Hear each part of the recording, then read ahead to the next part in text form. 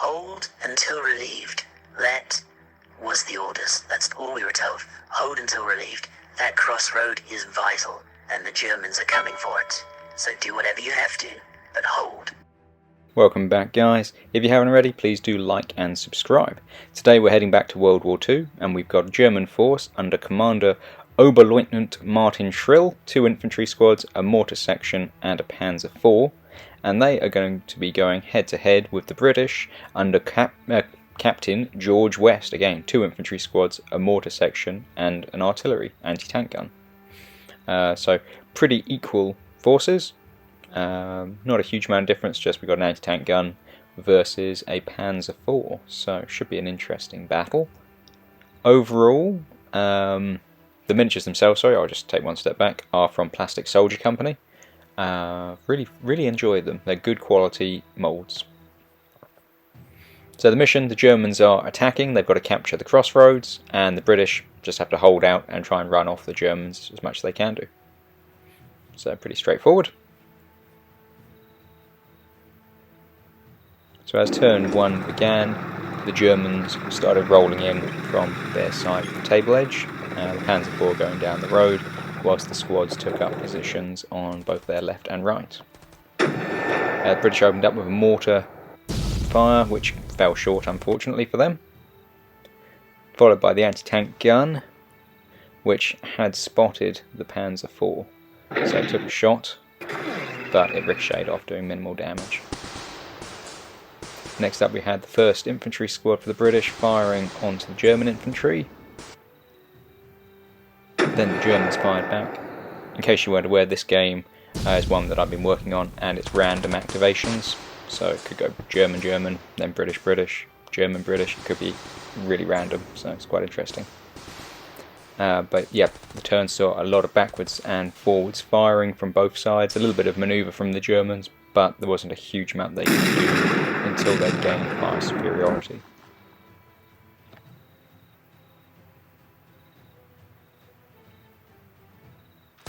So turn 1 saw a bit of small arms fire from the British troops, the infantry, mostly concentrated onto the German section up on the hill. There were a few casualties, but nothing too detrimental. They're still pretty well equipped. The German infantry fired back onto the British, causing a few casualties themselves, but the stone wall really limits the casualties. The German infantry pushed forwards as much as they could, so didn't fire this turn. The mortar did fire at the German infantry, but it scattered, and the anti-tank gun and the Panzer IV both exchanged fire and did a few points of damage each, but nothing too major. So as we move into turn 2, the Germans really need to try and get that initiative back so they can start pushing forwards. So they started off with a mortar strike, targeting the British infantry, and got a direct hit, so that was good news for them. British then fired back, trying to hit the Germans in the fields. Got a bit closer this time, hit where the Germans were last turn, but no casualties. Then we had the anti-tank gun get a good hit on the Panzer IV, inflicting a good bit of damage. German machine gun concentrated on the British infantry, inflicted a few wounds, but nothing too detrimental. Then we had the Panzer IV firing back again along with the infantry, trying to blast the British troops out of their defensive positions.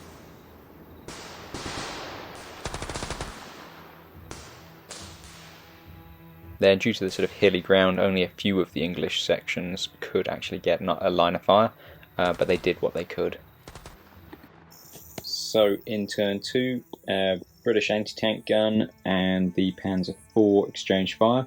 Panzer IV took quite a bit more damage this turn than the gun did. The infantry on the end of this British line fired at the German machine gun. German machine gun fired back. The remaining riflemen of that squad advanced, and then this German squad and the British squad behind the wall over here exchanged fire, taking a bit of damage on both sides. The German mortar got a direct hit on the Bren team, and the British mortar fired on the Germans in the field, but again it drifted just out of range. So now we're into turn 3. Again, the British are holding well. They keep catching the Germans with mortar fire, which is punishing them, let's put it nicely. And their infantry are inflicting a number of casualties on the Germans, preventing them from really being able to advance. The Germans in return are putting down a nice hail of fire. Their MGs are very good at suppressing the enemy and putting some damage on them, but it's very slow work for them.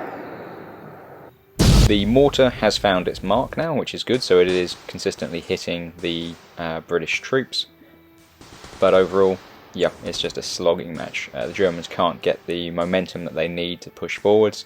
If they were to leave cover, they'd probably get cut down at this stage. They haven't inflicted enough damage on the British. The anti-tank gun this turn got a direct hit and blew the Panzer IV to pieces, so that was a major morale blow to the Germans. So things in turn 3 were definitely not looking good. The infantry were getting suppressed, the tank was taken out.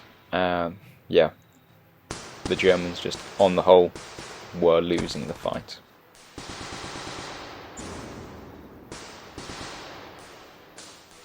Again, the Germans, they did have good fire control. They were inflicting casualties, but due to the fact that the British were in defended positions, usually with stone walls, the casualties themselves were minimal. The mortar was the one having the best effect overall. So turn 3 was a bit of an interesting one. Germans lost a fire team from this squad.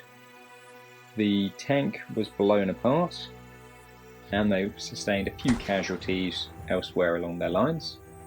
Much better for the British. They did lose a fire team over here from this squad. Took a few casualties, but nothing too major.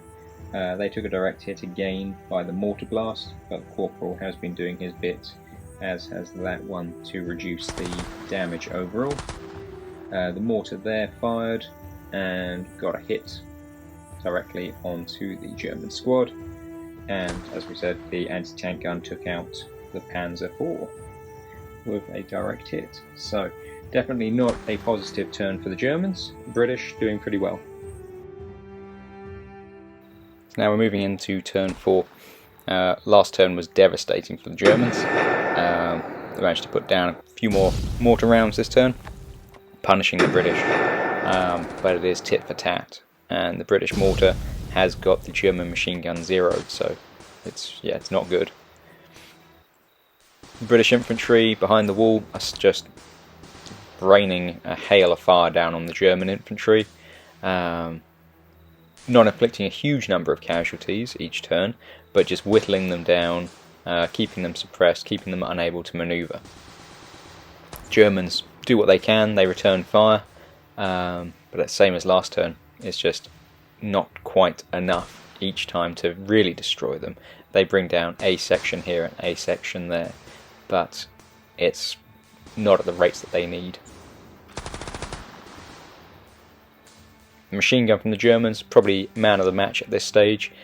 He's just massacring the British troops left, right and centre, really inflicting a lot of casualties. And the AT gun, now that the tank's out of the way, can switch its fire onto German infantry, which is really damaging their morale.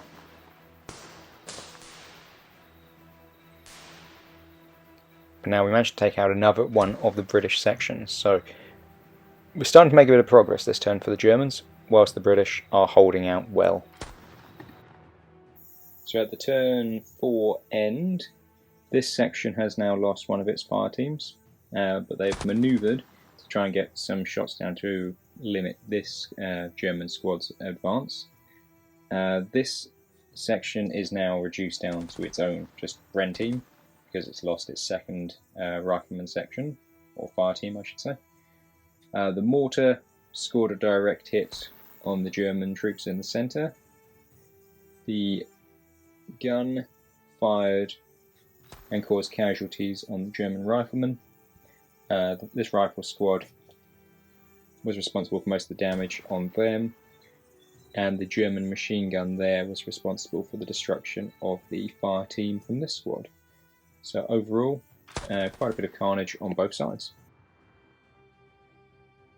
So turn 5, sees the Germans opening up with a hail of fire from their section, their squad over in the cornfield, putting maximum fire down on the British and cutting down another section of the British. So the turn starts off well for the Germans. Then the next unit to be able to be activated was the German mortar, which unfortunately for them fell short. British mortar returns fire, and again itself falls short. British troops holding the line, the stone wall, sorry, putting down the fire and eliminated another German squad. Yeah, they're fighting tooth and nail here. Then the Germans tried to eliminate them, just to try and get some revenge, but weren't able to eliminate them. The AT gun put some shots down. The remaining British section hadn't broken, so that was good for them. So they poured on the fire as well, just to try and smash the Germans, and were able to eliminate another team from the German squad. So the Germans were down to a single team, the machine gun team, who returned fire, but it was minimal. So at the end of turn 5, the Germans have lost another section from over here, and they've lost their first section from this squad as well. However, both British squads are also down to just one fire team each. We've just got a rifle team and we've got a Bren team.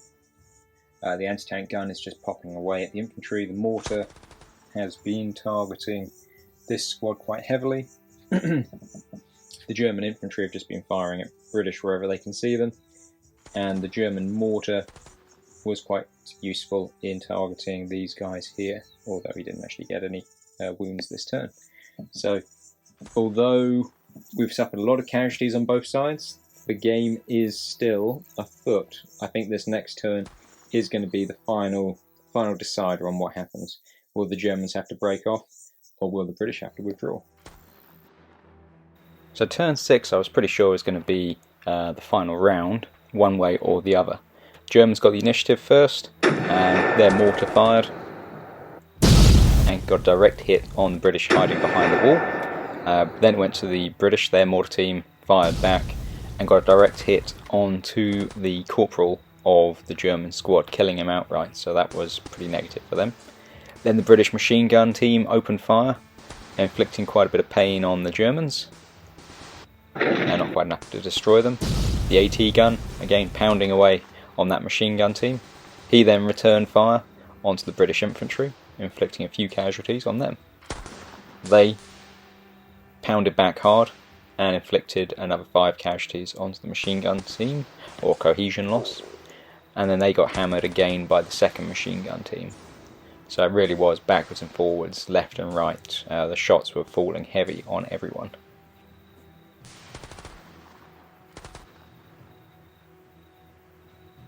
So at the end of turn 6, not a huge amount has happened. There's been a lot of fire going down from both sides, but no units have been destroyed, a few casualties taken, and a few points of damage / morale have been reduced by commanders on both sides, but the battle is pretty well still where it was before. And then we arrived at turn 7.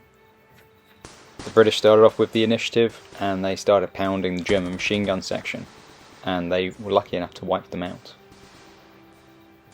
Then the British, again their second Bren team, opened up onto the Germans in the field, but luckily for the Germans didn't quite destroy them.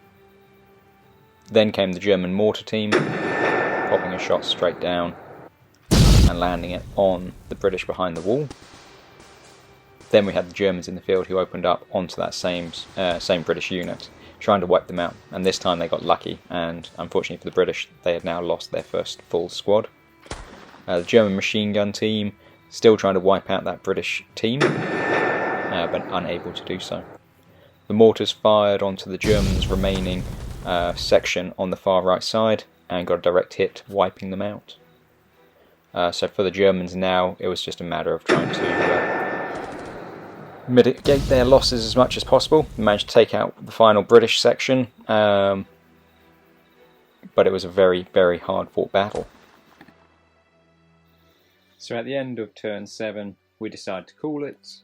The Germans still have a machine gun team and their mortar, whilst the British still have their mortar and their anti-tank gun.